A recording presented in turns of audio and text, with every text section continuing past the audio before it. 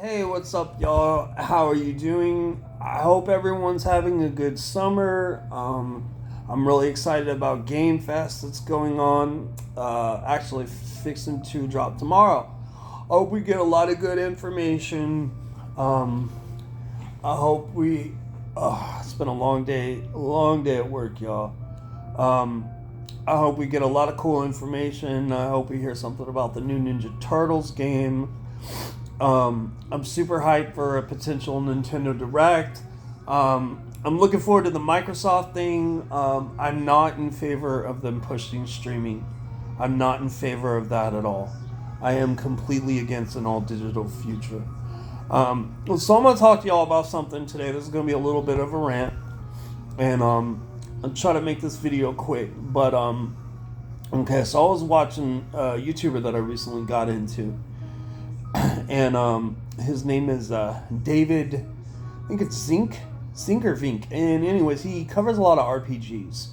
That's mainly what his channel deals with, is a lot of RPGs. And as you can see in my shirt, I got this from trying to remember. I think it's called like Teespring or something. There's a site. I will post it in the link, but I'll have to go and I'll have to find the site.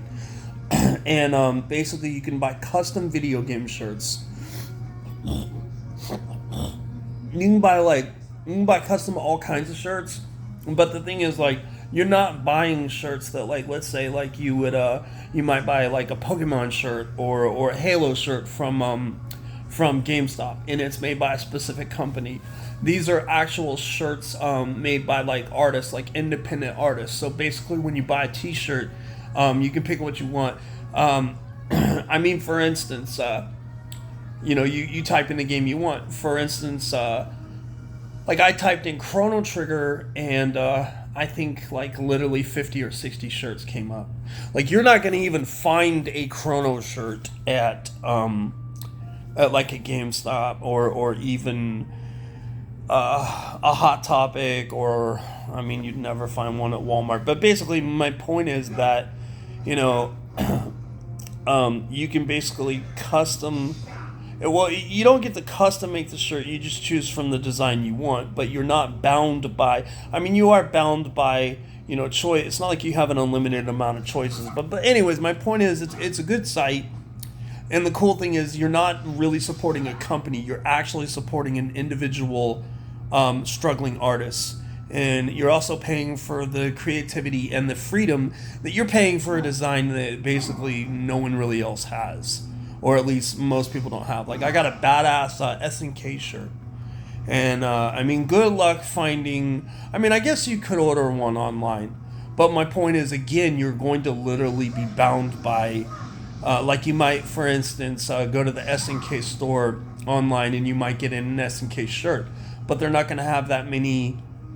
They're not going to have that many varieties.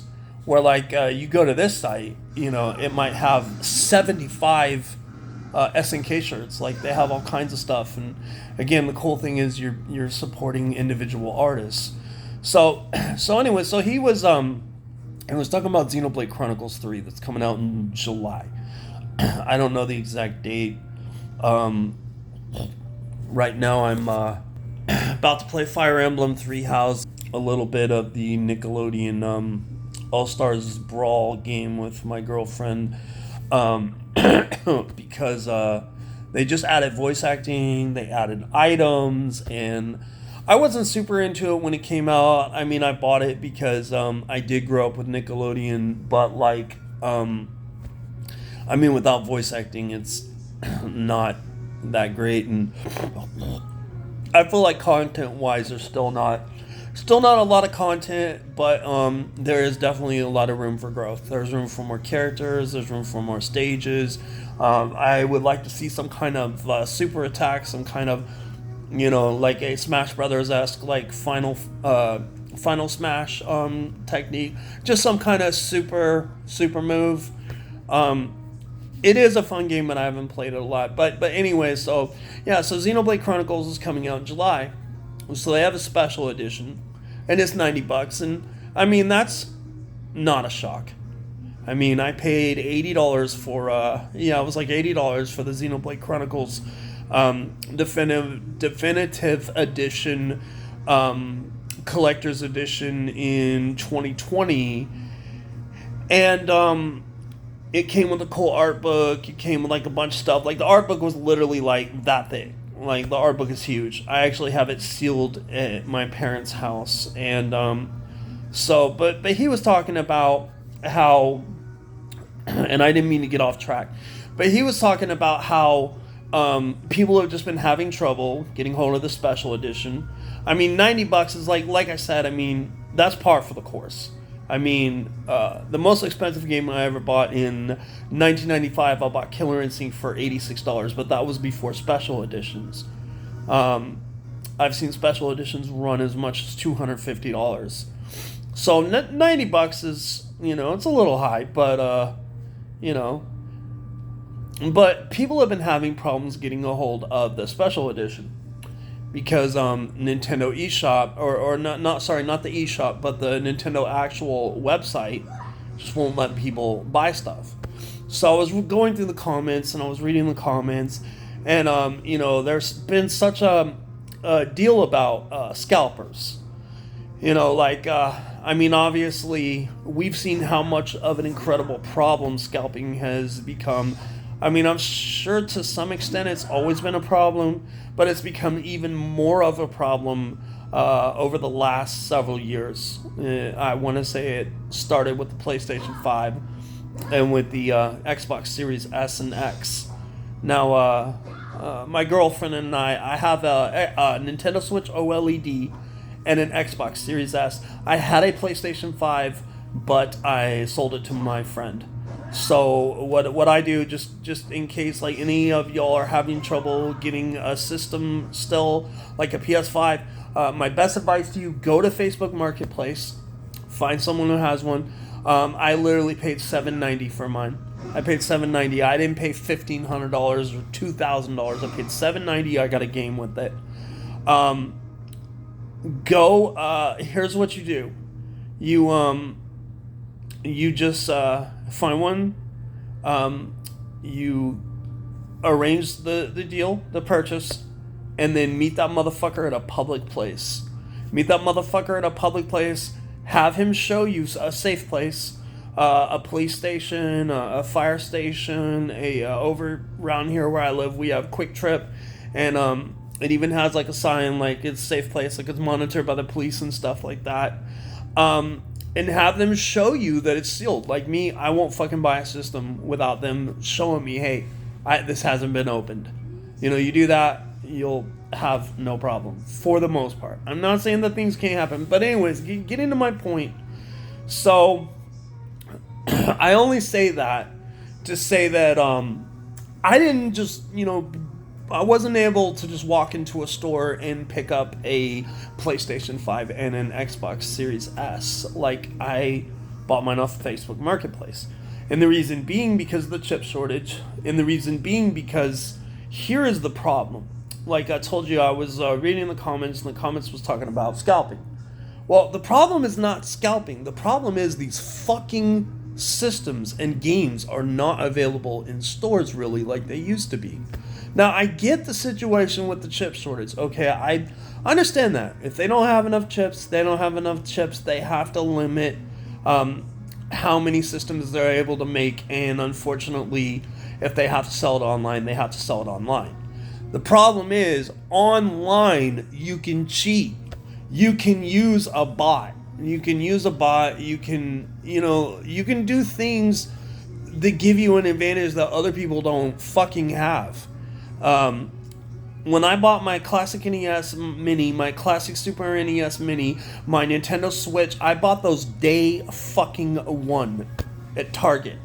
I literally spent the night at the store. There was only like 8 people that showed up. It got busier, but they opened at 8, and I'm talking around at like 6 in the morning. There was maybe 8 to 12 people. It wasn't much. There eventually started being more people, but there wasn't that many people at the start.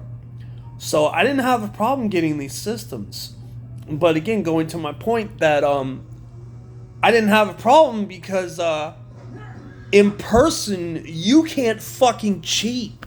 You can't teleport. You can't use some fucking magic and transfer your item into an alternate dimension. You can't do any of that bullshit. You're bound by the same fucking laws of reality as I am. That's the problem. And I'm sorry I tried to make this a short video. So basically, we need to get back to where shit is available in the fucking stores. You know, this is why I say I am completely against a digital-only future. Now, I completely think there's a place for digital and physical, and there should be a place for digital and physical.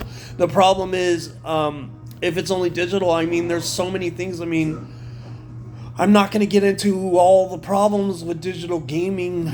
Like, you know, just, of course, like one of the big things being if you buy something digital, you don't really own it.